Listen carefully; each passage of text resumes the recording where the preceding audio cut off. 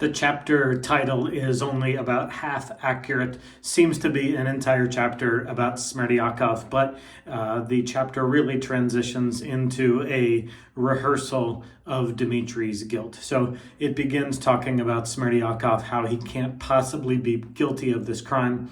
First, there's no evidence, only the accused, Dmitri, has accused Smerdyakov of it. And then besides him, 3 witnesses have joined in, but 2 of the 3 witnesses are the accused's own brother. Ivan doesn't seem to be a reliable witness anyway because of his fever dream. And then Katerina Ivanova also has witnessed that he is guilty. And so those 3 don't seem to be reliable, and they offer no proof other than Dmitri's own words. Smerdyakov, it could be better explained with his suicide than feeling a guilt for the murder of his possible father and definite master. It could just be a fit of insanity.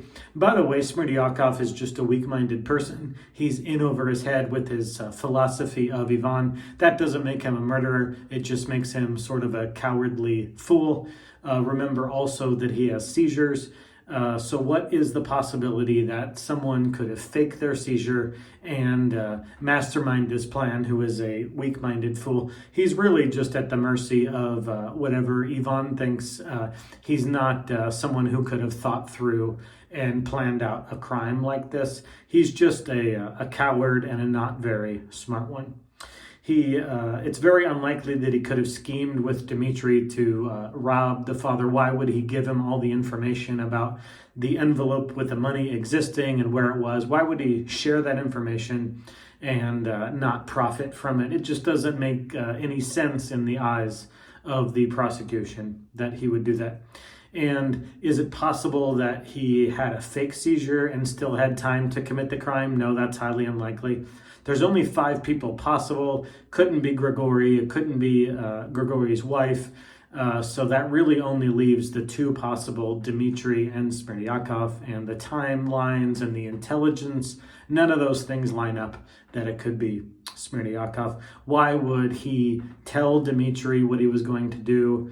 Why would he tell Dmitri all the information and then do it? If he was really going to rob and kill his possible father, would he really have laid out the roadmap for Dmitri to do so? That doesn't seem likely. Also, the time elements just don't add up. Really, only Dmitri would have had the time to commit the murder. It's very unlikely that they would have been co-conspirators.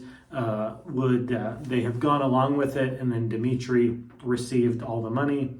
And why didn't Ivan act sooner? If it was Smerdyakov, he knew that the whole next morning and didn't bother to tell anyone. So that's a little suspicious why the murder wasn't reported sooner if it was done by Smerdyakov. In fact, what really happened was Dmitri forecasted the whole crime 2 days before in the letter, and then that's exactly how it turned out. And so unless you're going to provide some extraordinary counterweight to it, it just makes the most sense that Dmitri premeditated this murder days before. Smerdyakov didn't have the mental capacity, the time, and all of his actions aren't really consistent with someone who was going to commit murder. If he was going to commit murder, he would have done it a lot sooner. He would not have faked a seizure and been in this time crunch, and also exposed himself to so much accusation by letting Dmitri know everything that he knew about the place